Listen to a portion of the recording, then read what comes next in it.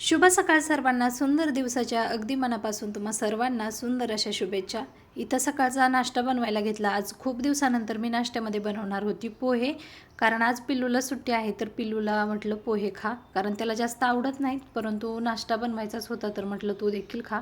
तर इथं आता पोहे बनवायला घेतलेत आणि आज नेमकं उलटं झालं आहे. आधी पोटोबा नंतर विठोबा. पहिला नाश्ता करून घेतला आणि त्यानंतर देवपूजा वगैरे करणार होती. तर इथं आता नाश्ता बनवायला घेतला आहे. तर छान असे पोहे इथं बनवून घ्यायचे.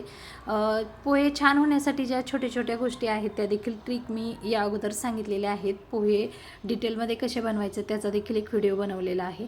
आणि प्रत्येकाने आपल्या आहारामध्ये सैंधव मीठाचा वापर अवश्य करावा, जेणेकरून आपलं जे आरोग्य आहे ते चांगलं राहण्यासाठी नक्कीच फायदा होतो. तर इथे छान असे आपले पोहे तयार झालेले आहेत आणि शेवटी आता तळून घेतलेले जे शेंगदाणे आहेत ना ते टाकायचे, कारण शेवटी टाकल्यानंतर ते नरम होत नाहीत आणि खाताना खूप छान लागतात.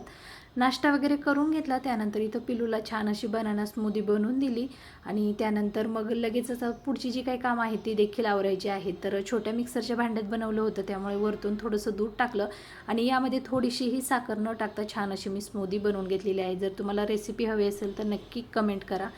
इथं त्यानंतर पूजा करून घेतली. यामुळेच म्हटलं आधी पोटोबा नंतर विठोबा असं झालेलं आहे. तर आज पूजेमध्ये फुलं नव्हती, त्यामुळे पूजा थोडीशी अपूर्ण वाटत होती, परंतु असं कधी कधी असं होतं.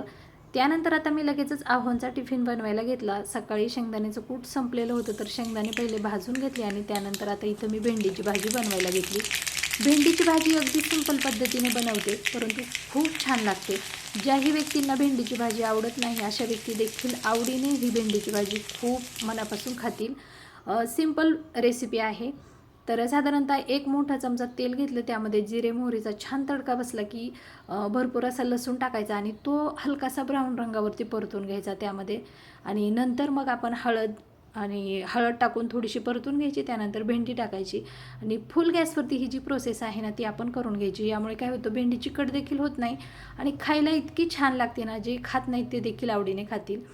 व्यवस्थित नंतर मिक्स करून घेतलं. चवीपुरतं मीठ टाकलं. त्यानंतर लाल तिखट तुम्ही तुमच्या आवडीनुसार इथं लाल तिखट टाकू शकता. मी थोडंसं कमीच टाकते.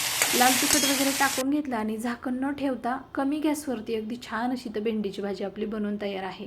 झाकण जर ठेवलं तर भेंडीची भाजी चिकट होते आणि जर चिकट होऊ नये यासाठी जर तुम्ही थोडंसं लिंबाचा रस टाकलात तरी देखील एक सोपी ट्रिक आहे. परंतु झाकण न ठेवता केलेली भेंडीची भाजी खरंच खूप छान लागते. तर आजचा व्लॉग असा होता. कसा वाटला ते नक्की सांगा. चलो बाय.